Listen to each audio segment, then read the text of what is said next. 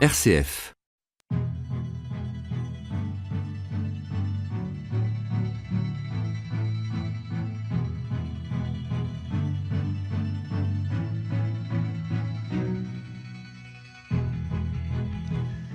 Depuis hier et jusqu'à dimanche, des chrétiens orthodoxes de toute l'Europe occidentale sont réunis à Manosque, dans le département des Alpes de Haute-Provence. Ils participent à un grand congrès organisé sous l'égide de l'Assemblée des évêques orthodoxes en France. L'orthodoxie est une des familles du christianisme avec le catholicisme et le protestantisme. En France, cette confession représente environ 500 000 baptisés, Béatrice. À l'occasion de ce congrès, nous vous proposons de mieux connaître ceux et celles qui aujourd'hui vivent leur foi dans cette tradition orthodoxe, mais aussi d'évoquer les enjeux et défis à relever pour ces chrétiens au cœur du monde. Pour nous accompagner durant cette heure de débat, plusieurs invités autour de la table. Honneur aux dames, Brigitte Villanova, bonjour. Bonjour Béatrice. Vous êtes orthodoxe à Paris, vice-présidente de l'ACAT, l'Association des chrétiens pour l'abolition de la torture.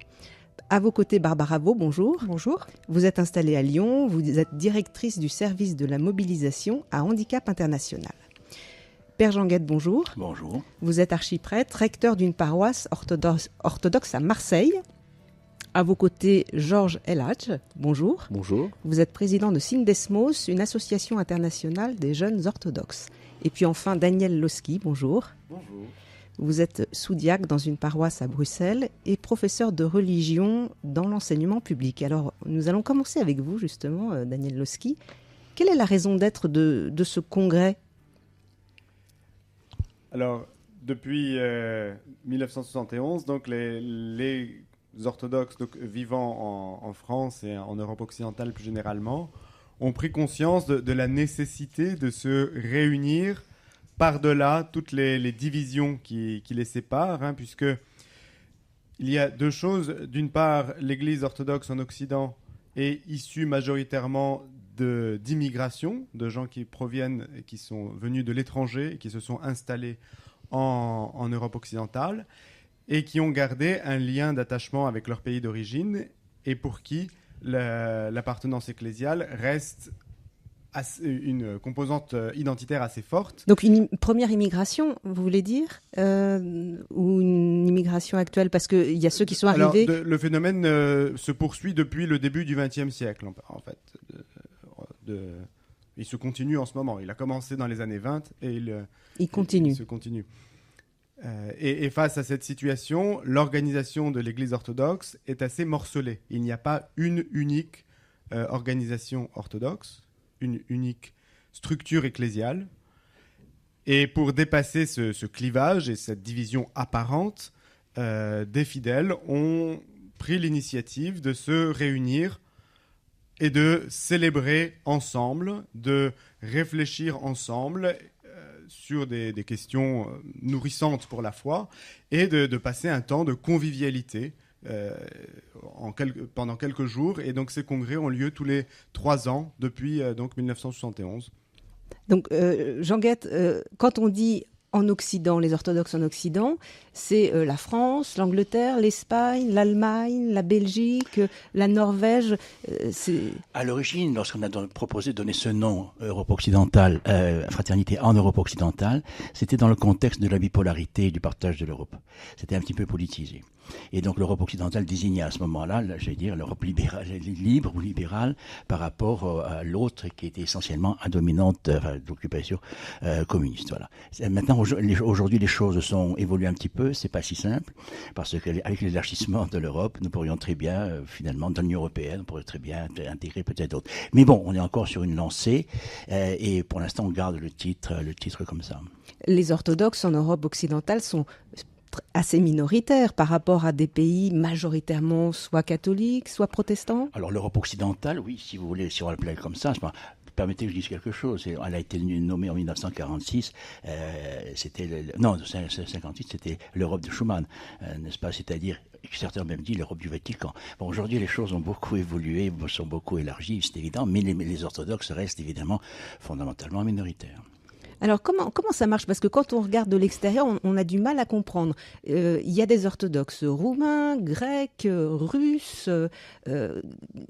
Comment vous fonctionnez Est-ce que vous pouvez nous expliquer un petit peu rapidement? Alors pour faire très rapidement, n'est-ce pas, la grande différence au niveau de l'organisation, on ne va pas jargonner en parlant d'ecclésiologie, c'est que l'Église d'Occident, donc romaine, a un centre unique avec une juridiction universelle, par exemple la nomination de tous les évêques par le pape. Alors que l'Église d'Orient ou d'orthodoxe, comme on voudra, qui au fond, elle est nommée comme ça depuis le schisme de 1054, le grand schisme, comme on voudra. Entre Orient et Occident, c'est là le grand schisme. Voilà. Orient et Occident.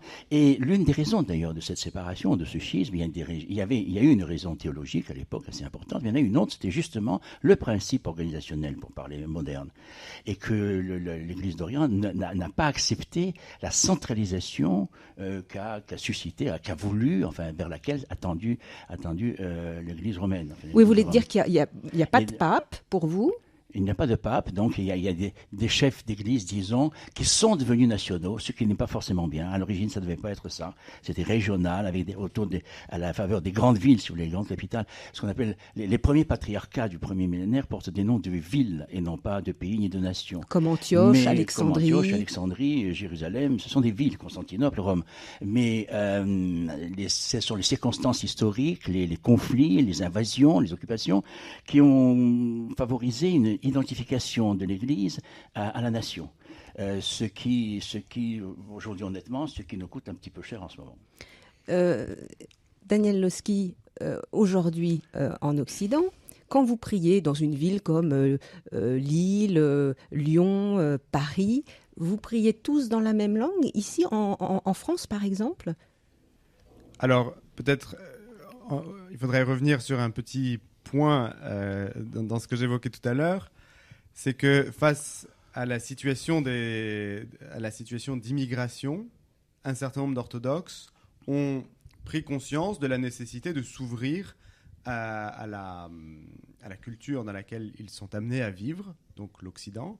Et depuis les années 20 du XXe siècle, il existe un certain nombre de paroisses qui prient en langue française ou en allemand ou en anglais ou en langue locale. Dans les langues locales du pays d'installation. Et donc, petit à petit, émerge une orthodoxie d'expression occidentale. Non pas simplement la langue, mais l'esprit dans lequel la foi est vécue s'articule avec la culture occidentale et n'est plus articulé nécessairement avec une culture d'origine. C'est une inculturation. Tout à fait.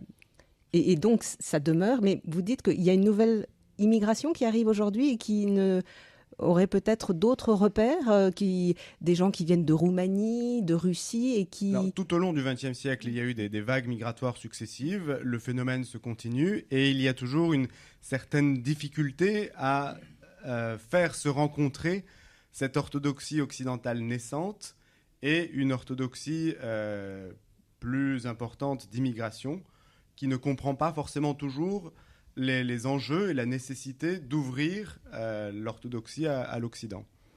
Brigitte Villanova, par exemple, vous êtes orthodoxe, oui. Russe, rattachée au patriarcat de Constantinople? Alors moi je suis française et j'ai choisi de devenir orthodoxe il y a 40 ans.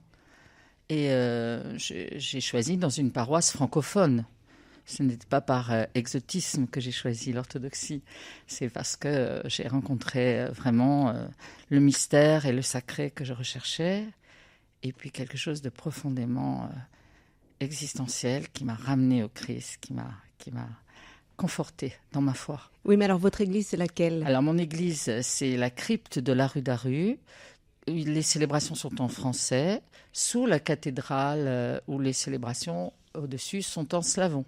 Mais à Pâques, nous sommes ensemble et nous faisons une procession ensemble. Nous proclamons le Christ ressuscité ensemble. Mais alors, il n'y a pas de patriarcat en France, il n'y a pas de patriarcat français. Comment ça se passe justement?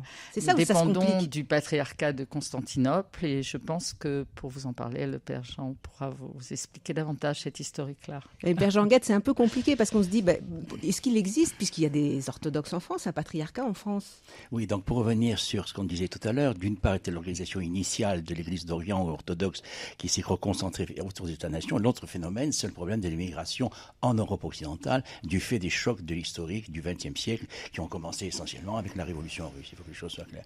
Et alors, ce qui concerne justement la révolution et l'émigration russe, elle a joué un rôle tout à fait central.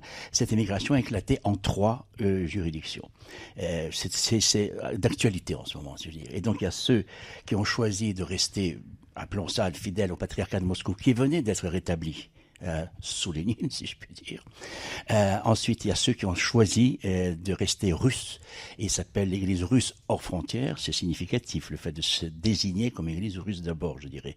C'est les troisièmes qui ont choisi la protection du patriarche de Constantinople en 1931, considérant qu'il était dans la vocation de ce patriarcat, de ce patriarche, de prendre sous son aile, sous son renfort, tout ce qui est diaspora, justement. Et donc, toutes ces immigrations, c'est la diaspora. Et diaspora russe, roumaine, aujourd'hui, roumaine, serbe, grecque, voilà. Et donc, donc, notre archevêché a à sa tête un archevêque qui est représentant du patriarcat de Constantinople. Georges Eladj. Je voudrais juste dire que les orthodoxes sont conscients qu'ils sont sur un territoire d'un ancien patriarcat. C'est le patriarcat de Rome. Donc ils n'ont pas un patriarche en Occident, parce qu'ils attendent l'unité des chrétiens. Ils reconnaissent le patriarche de Rome. Exactement. Qui est le pape, on attend la restauration de l'unité des chrétiens, puisque en Occident, en Europe occidentale, il y a un patriarcat. Donc on ne va pas inventer un deuxième. Alors, très brièvement, mais alors vraiment très brièvement, il y a une crise aujourd'hui entre le patriarcat de Constantinople et le patriarcat de Moscou. On parle de schisme. Très brièvement, Jean Guette. Oui, je suis un peu sensible à la notion de schisme, parce que c'est le plus important, parce que le schisme, étymologiquement, ne peut concerner que le contenu de la foi. C'est pas la foi orthodoxe ou la foi chrétienne, la foi dogmatique, le credo. Voilà. Et on n'en est pas là. On n'en est pas là, et même pas du tout. Et par conséquent, nous sommes dans une situation un petit peu très, très embêtante parce que elle est évident qu'elle revêt aujourd'hui un caractère fondamentalement politique, géopolitique, territorial, mais aussi avec en arrière-plan, malheureusement, une vieille histoire, une vieille tension entre la Russie et l'Ukraine et la Russie et Constantinople, Moscou et Constantinople.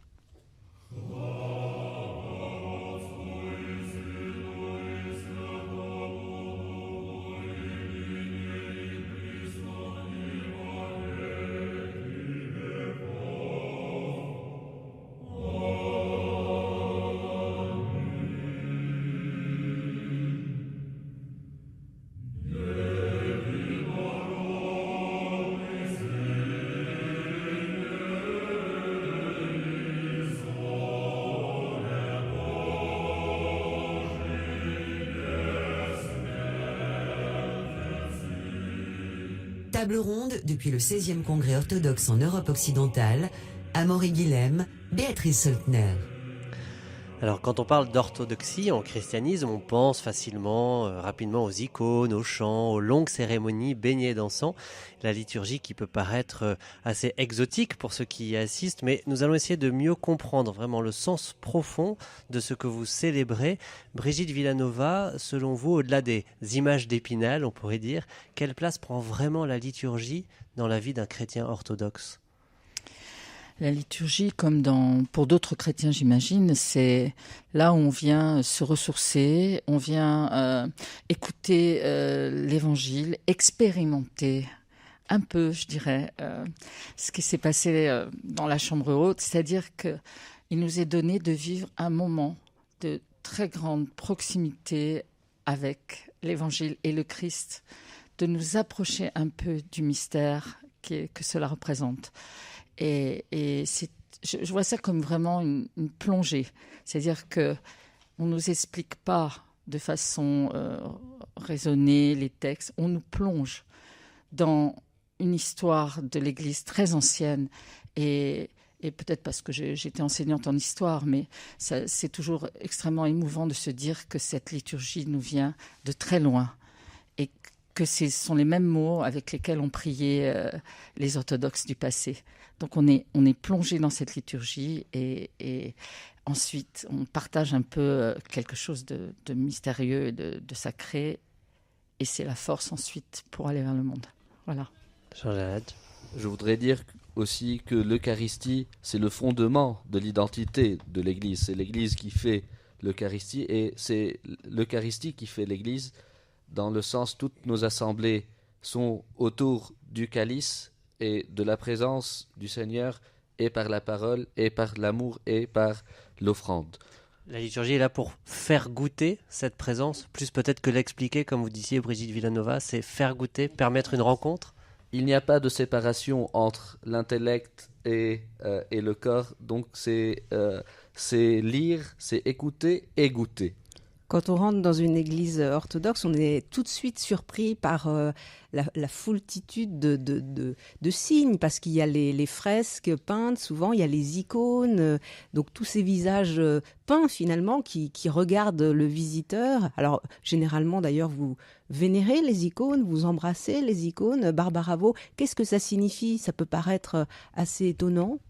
Donc cette vénération s'exprime par le signe de croix et effectivement on embrasse les icônes.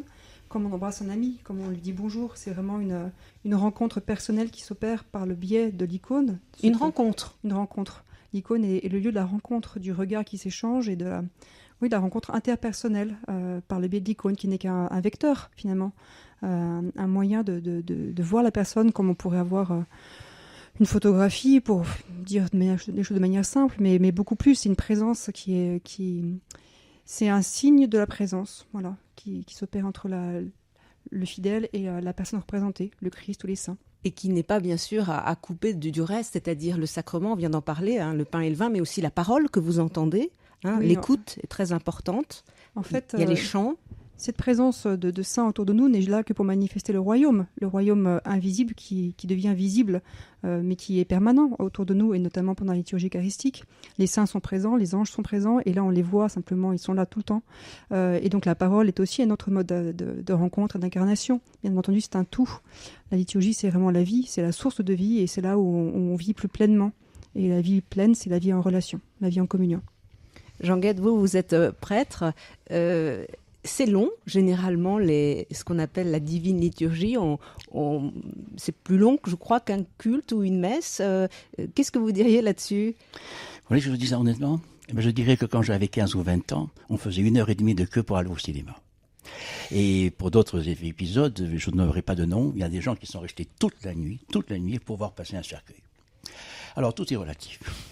Cela dit, en ce qui concerne la liturgie orthodoxe, oui, disons que la norme c'est 1h20, 1h15, tout simplement parce qu'elle a gardé, c'est la même structure, tout le monde a la même structure, mais l'Église orthodoxe l'a gardé la plus pleine, c'est-à-dire qui est articulée autour de la liturgie de la parole et de la liturgie de l'offrande, de la liturgie eucharistique. Mais nous avons entre les deux points centraux, nous avons des prières, des litanies, peut-être un petit peu plus développées qu'en Occident, et aussi bien l'Église catholique que protestante. Juste un mot, si vous voulez, pour résumer presque en une seule formule, la liturgie, c'est une rencontre, c'était la divino-humanité. Il ne faut pas craindre de le dire. La divino-humanité, oui, c'est-à-dire ça veut dire que la célébration elle-même est à tout instant divino-humaine.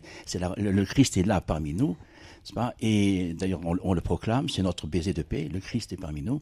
Et c'est une rencontre, c'est une communion, certains disent une interpénétration en quelque sorte. Donc chacun est appelé à participer à cette liturgie. On n'assiste pas comme justement à un cinéma, vous preniez l'exemple du cinéma, on est acteur de cette rencontre. On est acteur, on est tous, alors c'est ce que nous informons notamment dans le cadre de ces congrès, nous sommes tous concélébrants. Il faut un premier, il faut un prêtre, il faut un protestant, mais nous sommes tous concélébrants de la liturgie. Vous êtes marié, Père Jean Guette ? Je suis marié. C'est une des originalités. Je suis à 2 ans de mes noces d'or. Félicitations. Qu'est-ce que vous diriez sur l'articulation là, de vos deux casquettes, à la fois père de famille, je pense, et puis père spirituel, parce qu'on sait que c'est une vraie question, le célibat, par exemple, chez vos frères catholiques. Qu'est-ce que vous auriez à dire, vous, en tant que prêtre, marié ? Comment vous vivez les choses ? Je veux dire honnêtement, étant donné que ça appartient tout simplement à l'histoire de l'Église orthodoxe, je ne vois aucun problème. Ça nous est naturel.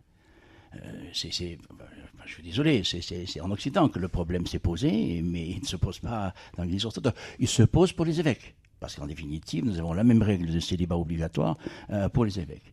Et dans un cas comme dans l'autre, pour des raisons qui n'ont rien de théologique, éventuellement des aspects de disponibilité, mais aussi en remontant au premier millénaire, vous savez, des questions patrimoniales et de transmission de biens, etc. Et tout. Rien de théologique. Par conséquent, il n'y a aucun conflit sur ce point. Et lorsque j'entends parler d'éventuellement de l'ouverture du sacerdoce aux femmes, je vois encore moins où serait le problème pour les hommes mariés. Et vous en parlez, Brigitte Villanova, Mais pas dans l'Église orthodoxe. Dans l'Église orthodoxe, est-ce que c'est un sujet, ça, l'ordination possible pour des femmes diacres, par exemple? Est-ce que c'est pour... Alors, chez nos frères anglicans, ça s'est fait très, très facilement, chez nos frères aussi protestants. Mais on en parle. Je pense que ce sera peut-être un peu plus long. Mais il n'y a pas de raison théologique pour que ça ne se fasse pas. Je pense à tout ce qu'a fait Elisabeth Bersijol pour la présence des femmes dans notre Église et leur vocation. Je pense qu'il y a encore beaucoup à réfléchir et à trouver.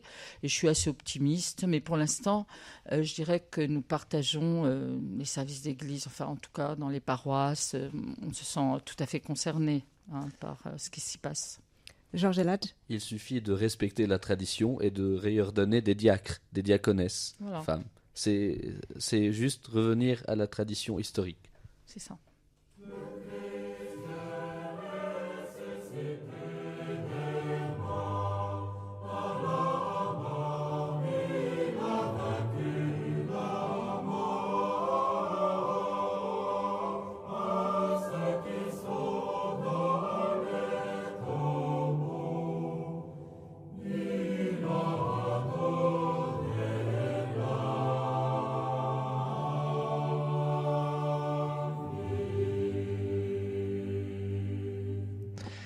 Nous sommes à Manosque où a lieu le 16e congrès orthodoxe en Europe occidentale. Le thème de ce congrès est tiré du livre des Actes des Apôtres et vous serez mes témoins. Nous parlons de liturgie. On dit que dans la divine liturgie, c'est toute l'Église qui est réunie, celle de la terre et celle du ciel. Qu'est-ce que cela veut dire de réunir la terre et le ciel dans la divine liturgie? Alors, la liturgie et l'Église, plus généralement, est le lieu de la rencontre entre Dieu et les hommes, entre Dieu et le monde, entre Dieu et l'ensemble de la création. Donc, participe à la liturgie, on ne participe pas à titre individuel à la liturgie, on est participant du mystère du salut inauguré par le Christ. La divine liturgie dans le rite orthodoxe, dans le rite byzantin, débute par cette phrase solennelle « Béni est ou béni soit le règne du Père, du Fils et du Saint-Esprit ».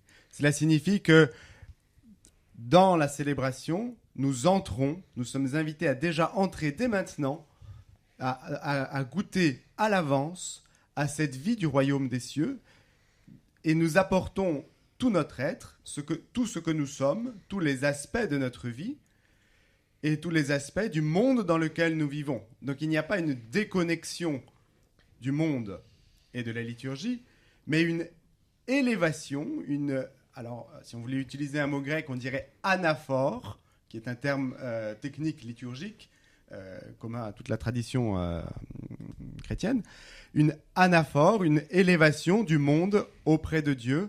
Et si nous pouvons offrir le monde à Dieu, c'est que, inversement, lui-même s'est incarné, lui-même est venu dans le monde, il est venu au cœur du monde, au cœur de la souffrance du monde. Le récit des évangiles met fréquemment en scène le Christ qui va à la rencontre des malades, le Christ qui est présent qui prend ses repas avec les prostituées et les pécheurs. Et c'est ce monde-là que nous sommes invités à offrir à Dieu. C'est-à-dire que le thème du congrès « Et vous serez mes témoins », il y a un lien direct entre la participation à la divine liturgie et ce témoignage qu'on est appelé à vivre dans le monde? Totalement. Ce témoignage auquel le Christ invite ses disciples, auquel le Christ nous invite, n'est possible que par la visite de l'Esprit Saint. La première partie du verset 8 que vous avez cité précise, le Christ dit cette parole: « Vous recevrez une puissance, celle du Saint-Esprit, et alors vous serez mes témoins. Et sans cette transformation par l'Esprit Saint, Dieu envoie l'Esprit Saint sur nous et sur les offrandes liturgiques, puisqu'on parlait on en parlait dans le contexte liturgique. Et c'est cette présence de l'Esprit Saint qui rend la transformation possible, qui rend le témoignage possible. Et donc là aussi, c'est peut-être une spécificité qui est mise davantage en valeur dans la tradition orthodoxe, qui est cette invocation solennelle de l'Esprit Saint de venir transformer le monde, de venir transformer les espèces eucharistiques. Et alors, dans l'une des habitudes liturgiques que nous avons en Occident consiste justement à entendre à haute et intelligible voix cette prière solennelle qu'on appelle l'épiclèse, qui est une invocation de l'Esprit Saint, au cours de laquelle on lui demande de venir sur nous et sur les dons présentés. Et à cette invocation, le peuple répond « Amen ». Daniel Lossky, donc vous avez bien expliqué que c'est le monde qui rentre avec vous dans l'Église, finalement vous l'amenez.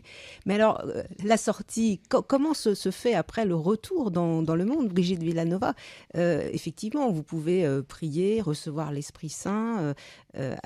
Comment ça se vit très concrètement dans vos lieux après de travail, de famille, de lieux sociaux? Ça se vit, on essaie le mieux possible de répondre à cet évangile radical qui nous est proposé. Alors c'est radical, donc on fait ce qu'on peut pour s'en approcher, mais tout le monde doit trouver son chemin. Bon, moi j'ai trouvé mon chemin par mon engagement à l'ACAT. En fait, je suis devenue orthodoxe presque en même temps. L'Action des chrétiens pour l'abolition de la torture. À l'ACAT, l'Action des chrétiens pour l'abolition de la torture, contre la peine de mort et pour le droit d'asile. Donc, chacun trouve son chemin, mais il me semble que, avec le temps, je me rends compte que c'est le Christ qui nous guide, et je pense qu'il faut aller. Il nous entraîne très loin dans les enfers et dans les souffrances du monde. C'est quelque chose qui fait peur, mais on se rend compte avec le temps qui passe, puis la proximité que j'ai eue avec des prisonniers, des condamnés à mort, que le Christ est avec eux et qu'en fait, c'est pas moi qui leur apporte la lumière. Le Christ est dans le monde avec ceux qui sont rejetés, prisonniers, condamnés, exilés. Et la lumière est déjà là, en fait. Mais j'ai mis du temps à le comprendre. Donc notre action, elle est d'aller vers eux, humainement, et ensuite, mais avec eux, de revenir au Christ, quoi. Voilà. Père Jean Guette, cette réalité qui vient d'être décrite, c'est-à-dire c'est au plus bas, au plus désespéré finalement que la lumière apparaît, ça peut nous parler à nous aujourd'hui, qui peuvent être effrayés parfois par le monde tel qu'il va. Faut pas avoir peur. Qui a dit n'ayez pas peur? En fait, tout le monde le dit. Mais c'est pas simple. Ce n'est pas simple, évidemment, et je pense qu'on se retrouve un petit peu dans les conditions des premiers siècles de la chrétienté, sans être ici persécutés comme ils l'ont été à l'époque, mais il y a des régions du monde où ils le sont, pratiquement de la même manière. Voilà, et nous ici, nous sommes, j'avais envie de dire, bénis. Cependant, il y a évidemment la difficulté du décalage, de plus en plus du déphasage entre la célébration divino-humaine et le monde profane dans lequel nous sommes, monde profane qui est aujourd'hui commandé par quand même par une idéologie très je veux dire très mammonique, n'est-ce pas, parce que c'est la grande opposition dans l'évangile. Il n'y a qu'une seule opposition: Dieu et mammon, l'argent et la richesse. Il n'y a pas d'autre opposition. Et c'est ça là que nous vivons. Alors, je n'ai pas besoin de développer, c'est évident. Et donc, c'est pas facile. Et c'est un défi accru aujourd'hui pour essayer de vivre donc cette dimension spirituelle et arriver à la reporter dans le monde. L'Église nous donne des moyens justement pour vivre cette mission au cœur du monde. Il y a cette participation à la divine liturgie. Il y a aussi dans la tradition orthodoxe une forte invitation au jeûne. Dans quelle mesure le jeûne, Daniel Lossky, peut nous inviter à justement... quelle est la place du jeûne et quel est le sens au cœur du monde justement? Alors, je pense que il ne s'agit pas d'associer le jeûne à une pratique sociale. Le jeûne est avant tout une pratique ascétique et comme toute l'ascèse chrétienne, il s'agit de faire de soi une offrande eucharistique, se faire offrande. Le jeûne n'est pas, ou l'ascèse en général, toute forme d'ascèse, et le jeûne est sans doute le moyen le plus aisé de pratiquer l'ascèse, enfin la porte d'entrée avec laquelle on prend le contrôle de soi, le contrôle de son corps. Et la pratique ascétique ne peut pas être imposée de l'extérieur. Elle est une manière de s'offrir soi-même. La liturgie insiste régulièrement, offrons-nous nous-mêmes les uns les autres, toute notre vie au Christ notre Dieu. Et le jeûne est un moyen de s'offrir soi-même. C'est pas une fin. C'est pas une finalité. Un moyen. C'est un moyen d'offrande. Et alors, bien sûr, on pourrait remarquer que ce moyen d'offrande n'est pas seulement égoïste, mais qu'il rétablit une certaine relation de l'être humain avec la nature, puisque nous sommes ce que nous mangeons, hein, l'homme est ce qu'il mange, Feuerbach et Alexandre Schmemann, et le fait de rétablir une relation harmonieuse de l'homme avec la nature par le biais de l'alimentation, et on le voit aussi avec la crise écologique. L'alimentation devient un sujet de préoccupation principale. Eh bien, le jeûne est justement un moyen de rétablir cette connexion, non seulement avec Dieu, mais aussi avec la création qu'il nous a confiée. Mais vous rejoignez là énormément de nos contemporains qui décident de se priver de telle ou telle chose parce qu'ils n'ont pas envie de marcher dans la consommation à tout crin. Enfin, on parle de sobriété aujourd'hui. Le jeûne n'est plus à l'apanage des religions. Père Jean-Guette, qu'est-ce que vous diriez là-dessus ? Juste un mot, je repense à ce que disait Olivier Clément. Je pense que tout le monde se connaît, il est cité plusieurs fois. Et lui, il avait cette réflexion, c'est que l'abstinence personnelle, toutes catégories confondues, est un partage avec le monde entier. C'est-à-dire que ce que je ne consomme pas, je le laisse aux autres. Et donc, c'est un dépassement de la relation purement individuelle, personnelle. Ce n'est pas une ascèse strictement personnelle. En soi, elle représente un partage. Il y a à la fois une retenue de soi, critique, et en même temps, c'est un partage. RCF, émission spéciale, Béatrice Soltner, Amaury Guilhem. Nous continuons à parler avec nos invités autour de la table au congrès orthodoxe qui se tient à Manosque jusqu'à dimanche. Et nous parlions de la liturgie et de la possibilité justement de faire venir le monde, d'intercéder pour le monde, de repartir dans le monde. Justement, nous allons continuer à essayer de voir comment vous êtes témoin, vous, dans ce monde-là, traversé par énormément de questions aujourd'hui. Georges Eladj, vous représentez les jeunes dans ce congrès, puisque vous êtes, je crois, président de Sindesmos. Oui. Sindesmos, c'est une association de jeunesse, c'est quoi ? C'est la Fédération mondiale des mouvements de jeunesse orthodoxe. Et le mot Sindesmos veut dire trait d'union. Donc c'est un lien qui a été qui fait le rapport entre les orthodoxes partout dans le monde et pas que. Ce sont les orthodoxes qui se rencontrent et puis qui vont à la rencontre des autres chrétiens.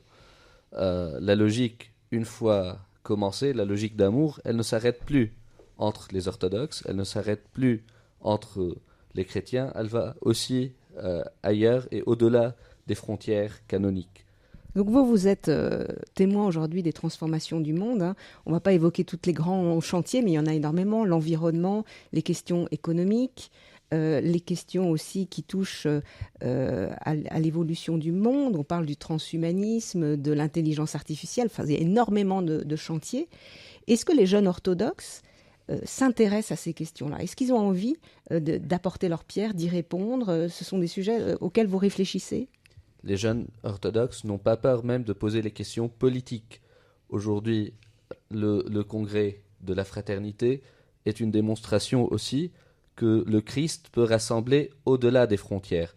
Dans une ambiance de peur, dans une ambiance de méfiance, l'Évangile, Matthieu 25, aujourd'hui, les conférenciers nous rappellent tous que le Seigneur n'avait pas peur, que le bon Samaritain peut être un bon Européen ou un bon Américain ou un bon Asiatique ou un bon Arabe ou un bon migrant ou Africain. Donc c'est aussi un encouragement au dépassement et à reprendre courage. Les jeunes apprennent des autres générations, des plus vieux, le courage. Les orthodoxes en Europe occidentale ont vécu la guerre, ont vécu l'exil, et ils comprennent mieux la valeur de la paix, la valeur de l'amour et la valeur de l'accueil. Et nous, comme jeunes, nous sommes en train d'apprendre aussi ces valeurs. Justement, on a expliqué au début de cette table ronde que finalement, c'était des migrants qui étaient venus, beaucoup de migrations qui étaient venues en Europe occidentale. Donc, l'exil, vous connaissez, l'exode, vous connaissez. Est-ce qu'aujourd'hui, vous êtes touchés, vous, orthodoxes, par ces vagues d'arrivées de migrants, et comment vous vous investissez sur le terrain? Est-ce que dans les paroisses, par exemple, des migrants sont accueillis? Père Jean Gate? Écoutez, je ne peux pas répondre pour toutes les paroisses, mais pour ce qui me concerne, à Marseille, je crois pouvoir dire que nous accueillons tout ce que nous pouvons accueillir. À Marseille? Enfin, pour ce qui me concerne. J'ai ici un frère qui est ici avec moi, et donc sur une quarantaine de personnes, parce que pour nous c'est déjà pas mal, une paroisse de une quarantaine de personnes. Eh bien, écoutez, nous avons Russes, Français, Ukrainiens, Moldaves, Serbes, Géorgiens. Bon, je crois que le panel est pas mal. Et des Français aussi. Oui, mais alors comment, justement, dans la paroisse, tout ce monde cohabite gentiment, tranquillement J'avais envie de vous dire, venez et voyez. Et qu'est-ce qui vous unit? Parce qu'il y a des différences culturelles, il y a des différences... Eh bien, je crois que c'est difficile. Ce qui nous unit, c'est, merci Seigneur, je pense qu'il y a une conscience suffisamment développée de pourquoi nous sommes là.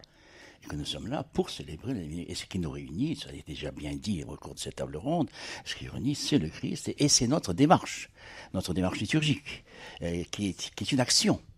C'est pas passif. On n'est pas là passivement, même s'il y en a qui viennent un petit peu quand je ne chante pas très bien, mais en fait, c'est une action. Et c'est une action qui dynamise, et c'est une action qui réunit. Et ça se sent. Et tous ceux qui viennent sont frappés, si j'ose dire, par cette ambiance très fraternelle et très chaleureuse. Alors le Christ réunit, mais on est aussi appelé peut-être à être témoin dans le monde avec tous ceux qui ne partagent pas forcément cet attachement au Christ. Et vous décriviez, Georges Alage, un monde qui parfois peut faire peur, anxiogène, et on peut avoir tendance à justement essayer de rester un petit peu dans l'entre-soi, de repli. Comment est-ce qu'on peut à l'école de l'Évangile lutter nous-mêmes vis-à-vis des tentations qu'on pourrait avoir soi-même, mais aussi être des témoins pour éviter un petit peu ce repli identitaire? Barbara, vous voulez? Écoutez, ce qui fonde vraiment, en tout cas ma capacité personnelle à agir et à œuvrer dans le monde autant que faire se peut, c'est la prière personnelle, la prière liturgique, la prière eucharistique. C'est vraiment le fondement de toute ma force et de tout ce qui est capable, enfin tout ce qui me rend capable d'aller au-delà de mes propres moyens personnels, dans mon travail, dans ma vie de famille, dans ma vie ecclésiale, qui sont effectivement très demandeurs. Je reviens à la théologie patristique d'un certain Justin le philosophe. Ce père de l'Église s'est basé sur la pensée philosophique pour reconnaître la beauté, la vérité et la bonté partout dans le monde. La vérité, la beauté et la bonté du Christ partout dans le monde. Donc, avant tout, il est bien qu'on soit attentionné, qu'on fasse attention à la beauté du Christ qui est partout. Ça va nous aider à témoigner. Et pour le reconnaître ailleurs, il faut au début le rencontrer chez soi, peut-être. Daniel Oski. Oui, je crois que, comme l'a très bien dit Georges, il y a un réel défi, je pense, aujourd'hui pour l'Église orthodoxe, enfin pour nous, chrétiens orthodoxes, nous les fidèles, c'est notre tâche à nous, notre défi à nous, d'apprendre à discerner le Christ en dehors des frontières historiques, canoniques, culturelles de l'Église orthodoxe. Et ça, je pense que c'est une vraie difficulté. Pourquoi ? Alors, il y a des raisons, je pense, comme je l'évoquais au début de cette séance, le fait que pour beaucoup d'entre nous, l'attachement à l'Église orthodoxe est resté un facteur identitaire fort lié à une culture d'origine. Et pour les orthodoxes qui vivent en Occident, il faut reconnaître que rares sont ceux qui appartiennent à l'Église orthodoxe sans chercher à appartenir à une minorité ethnique. On n'appartient pas à une diaspora en étant orthodoxe en Occident. On parle souvent de diaspora orthodoxe, et on dit les orthodoxes de la diaspora, et c'est assez significatif justement de ce repli. Et vous voulez éviter ce repli? Alors moi personnellement, oui, je le souhaite de tout mon cœur, et la raison d'être de la fraternité est justement, et non seulement de la fraternité, mais de toutes les autres initiatives d'ouverture de ce genre, est justement de revenir à ce qui est essentiel et universel dans la foi orthodoxe, non pas pour vivre l'appartenance à l'Église et à la foi comme quelque chose de replié sur soi, mais d'apprendre à discerner justement en dehors de l'Église, en dehors de ce qui nous est familier, aller au large, comme l'évoque le Christ à Saint-Pierre, hein, prends du large, va pêcher en eau profonde. Eh bien, c'est exactement cela à quoi le Christ nous appelle. Et c'est cela sans doute la difficulté à laquelle nous faisons face aujourd'hui. Brigitte Villanova, justement, pour vous, comme vous en témoignez au début de l'émission, il n'y a pas cet attachement à une origine, une culture d'origine. Vous pouvez en témoigner. Oui, pour moi, je crois vraiment en une orthodoxie, je dirais, universelle. J'ai découvert des fondements chrétiens qui me semblent pas spécifiquement rattachés à tel ou tel. Pour moi, le philétisme est un véritable danger, et je regrette qu'on associe trop une culture, ça fait partie de la vie, mais il faut aller au-delà. Donc c'est pas nous les Grecs, nous les Russes, les Roumains, mais même moi française. Mais nous les chrétiens alors. Nous les chrétiens. Mais ça va très loin parce que ça, du coup même les confessions. Non, parce que chacun a son chemin pour aller vers le Christ, et il y a quelque chose dans l'orthodoxie qui a traversé l'histoire et qui est tout à fait universel. Et je voudrais revenir sur le fait d'aller vers le monde et d'aller vers ce qui est différent. À la 4, nous allons encore plus loin, mais c'est quelque chose qui est dans l'Évangile. C'est-à-dire qu'il nous est demandé de prier pour les bourreaux. Il nous est demandé de vivre cet engagement en priant aussi pour... comme disait, prions pour les bourreaux. Il y avait aussi maintiens ton âme en enfer et ne désespère pas. Aller jusque dans les enfers. Ça veut dire porter un regard différent sur les gens qui, alors d'abord les victimes, évidemment, les parrainages de prisonniers, mais aussi tous ceux qui sont entraînés dans cette spirale de violence, même, je dirais, les djihadistes, même, je dirais, tous ceux qui commettent le mal et qui défigurent ce que nous croyons, c'est la dignité de la personne humaine. Et donc, nous prions pour les victimes et nous prions pour les bourreaux. Voilà.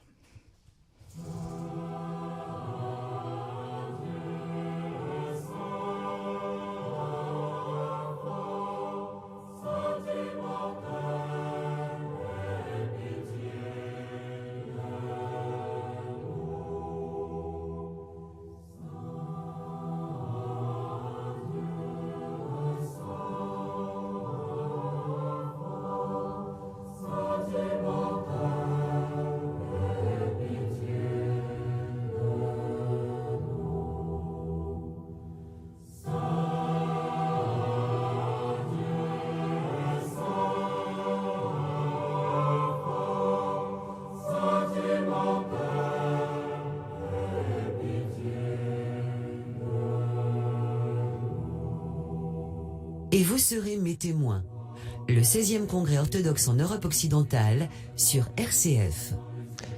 Nous continuons à parler de l'orthodoxie en Europe occidentale avec nos invités qui participent à un congrès qui réunit à Manosque de nombreux orthodoxes venus de plusieurs pays. Comment témoigner dans le monde lorsqu'on traverse des divisions dans un monde anxiogène? C'est une vraie question.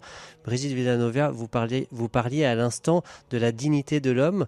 C'est une dignité qui aujourd'hui est de plus en plus interrogée. On voit l'essor de la biotechnologie, le lien entre l'homme et l'animal, ou par rapport face les machines qui prennent de plus en plus de place. Comment, au cœur de ce monde, redire la dignité de l'homme? Et la divino-humanité, parce que vous en avez beaucoup parlé, ce Dieu qui se fait homme pour que l'homme devienne Dieu, enfin c'est énorme. Alors si l'homme devient une machine, une intelligence artificielle, comment ça se passe ? Non, je provoque un peu, mais... Non, mais vous faites bien, vous faites bien. J'ai eu l'occasion, il y a pas longtemps, un petit peu de faire une conférence sur le sujet, et on m'avait demandé de revenir sur les fondamentaux, j'avais envie de dire théologiques. Et pour nous, les fondamentaux théologiques, c'est tout simplement, c'est la Genèse. C'est la Genèse dans la mesure où hommes et femmes, je résume, hein, mais ça vaut le coup de le rappeler, hommes et femmes, il les créa, et donc Dieu leur confie la création, avec une exception, une retenue, ne pas toucher à l'arbre de la connaissance du bien et du mal, sinon, dit le texte, vous mourrez. Et le séducteur, voilà, tous les noms, hein, diable, démons, le séducteur, Satan, c'est comme ça que le Christ l'appelle, l'adversaire, vient séduire, du mais non, vous inquiétez pas, vous pouvez très bien en toucher, au contraire, vos yeux s'ouvriront. Et c'est ce qui s'est passé. Et ça, nous sommes quand même les héritiers quand même de cela. Et que ce qui me frappe, c'est que dans ce mouvement actuel, c'est-à-dire cette étape du transhumanisme, de l'intelligence artificielle, où nous entrons pour la première fois, jusqu'à présent, la médecine était toute thérapeutique. Elle ne touchait pas à l'intégrité de la personne humaine et de la dignité de la personne humaine. Alors que là, tout simplement, nous atteignons, mais par quoi? J'oserais le mot, par orgueil, parce que vous serez comme des dieux, a dit le démon. Alors aujourd'hui, observez bien le nombre d'articles et d'ouvrages qui reviennent sur cette formule, et l'homme se fait Dieu. Enfin, je résume. Et justement, il se fait Dieu en se faisant Dieu, sans Dieu. Sans Dieu. Et contrairement à ce qu'il croit, il détruit la dignité de la personne humaine. Parce que la dignité de la personne humaine, il n'y a qu'un seul fondement à la dignité de la personne humaine. C'est le Christ. C'est le nouvel Adam. C'est l'homme total, parce qu'il est en même temps Dieu. Et on ne peut sauver dans ce monde, aujourd'hui, la dignité humaine, je veux dire, qu'en la réinsérant et en la refondant en la personne du Christ. Je pense que, je ne sais pas quelles sont les formules qu'utilise Lacan, mais je pense que c'est dans ce sens qu'il faut aller. Mais Daniel Lossky, comment justement arriver à faire prendre conscience à nos contemporains que ce corps qu'ils ont, certes vulnérable, certes mortel, est bon et digne, parce qu'on dit, mais c'est indigne justement de vieillir, c'est indigne de mourir, on va jusqu'à dire ça. Oui, alors, quand on revient justement aux fondamentaux ontologiques, enfin, ceux qui constituent l'être humain, le corps n'est pas quelque chose que l'on possède. Voilà. On évoquait l'être humain comme maître et possesseur de la nature, pour reprendre l'idéal de Descartes, qui allait dans un sens humaniste positif. C'était pour soigner l'être humain, mais qui finit par conduire à l'illusion, je dirais, que l'on est possesseur de son corps. Propriétaire de son corps, merci. Alors qu'on est son corps, on vit son corps. C'est le corps qui est le réceptacle de la vie. Et pour revenir au récit de la Genèse, il y a justement comme une dissociation. Dans le récit, si on essaye de visualiser les différents arbres du jardin, on a une certaine difficulté à comprendre. Mais alors, quel était l'arbre interdit? L'arbre de la connaissance du bien et du mal, ou l'arbre de la vie, justement? Et c'est le moment de la chute qui vient en quelque sorte dissocier les deux. C'est-à-dire que nous avons une connaissance sur le corps, sur la vie, mais nous n'en vivons pas. En quelque sorte. Il y a une sorte d'artificialisation de la relation au corps, de la relation à la vie, qui vient... alors, la technique moderne le permet davantage qu'autrefois, mais la tentation est la même, je pense. Sur la résurrection qui est centrale dans le christianisme, alors j'allais dire dans l'orthodoxie, mais dans le christianisme en général, comment annoncer cette bonne nouvelle? Elle est déjà ancienne, 2000 ans, mais elle reste éternellement neuve. Il faut mettre l'accent là-dessus. Brigitte Villanova, qu'est-ce que vous diriez? Moi, je pense beaucoup à la fresque à Istanbul. On voit le Christ qui tire les hommes vers lui, dans la lumière. Saint-Sauveur Incora. Tire les hommes des enfers vers la lumière. Voilà. Pour moi, c'est ça, le relèvement. Et c'est ça, une certaine idée de la résurrection que je ne sais pas exactement ce que ce sera, mais pour moi c'est ça. Et à Pâques, on vit ce temps où on est avec le Christ et on comprend peut-être quelque chose un petit peu de ce grand mystère de la résurrection. Barbara Vaux. Oui, enfin, comment témoigner de la résurrection et rendre à chacun sa dignité. Enfin, pour moi, ce qui est important, c'est de rappeler, permettre à chacun de prendre conscience qu'il a été créé personnellement à l'image et à la ressemblance de Dieu, chacun personnellement. Et c'est pas son corps qui sera cassé ou vieilli qui va changer quoi que ce soit finalement à ses dignités. C'est vraiment le fait que on prenne conscience que nous sommes chacun l'image de Dieu et que nous sommes capables d'atteindre la ressemblance. Il reste très peu de temps dans ce dialogue autour de la table. J'aimerais qu'on évoque l'écuménisme parce que il y a eu des années fastes. Après le Concile Vatican II, catholiques, protestants, orthodoxes ont énormément dialogué. Il y a eu des comités mixtes de dialogue. Il y a eu des actions concrètes de terrain aujourd'hui. C'est encore une priorité pour vous, orthodoxes, Georges Aladj, le dialogue avec les autres chrétiens? Si on reste seul, on va mourir de froid. Et donc, il y a un réchauffement climatique, mais parfois il y a un refroidissement de l'enthousiasme et de l'amour. On ne peut pas ne pas dialoguer, on ne peut pas arrêter l'action d'amour qui a commencé en 1965. Mais vous le sentez aussi chez les jeunes, parce qu'on dit parfois, les jeunes, ils ont besoin de se sentir entre eux, aussi d'avoir peut-être des repères plus identitaires, et ça traverse toutes les confessions. Est-ce que c'est le cas ou pas? Les jeunes ont besoin de recevoir une éducation, de recevoir une histoire, de recevoir un amour qui s'étale de génération en génération. Daniel Losky. Oui, je crois qu'il faut revenir. On a tendance, je crois, comme vous disiez, à avoir un certain repli identitaire aujourd'hui. Et on a tendance à oublier l'immense parcours qui a été fait au début du XXe siècle, et notamment toute cette redécouverte des mouvements bibliques, liturgiques et patristiques.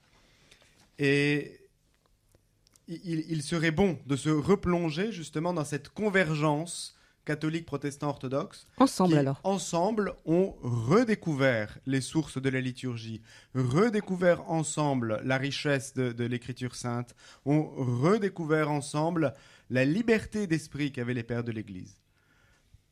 Alors ça, c'est une possibilité, effectivement, c'est un axe. Et c'est cette redécouverte commune qui a permis le rapprochement. C'est-à-dire que c'est pas simplement un désir de se rapprocher qui a fait qu'on s'est rapproché, c'est le fait qu'il y a eu une redécouverte commune, peut-être même quelque part providentielle.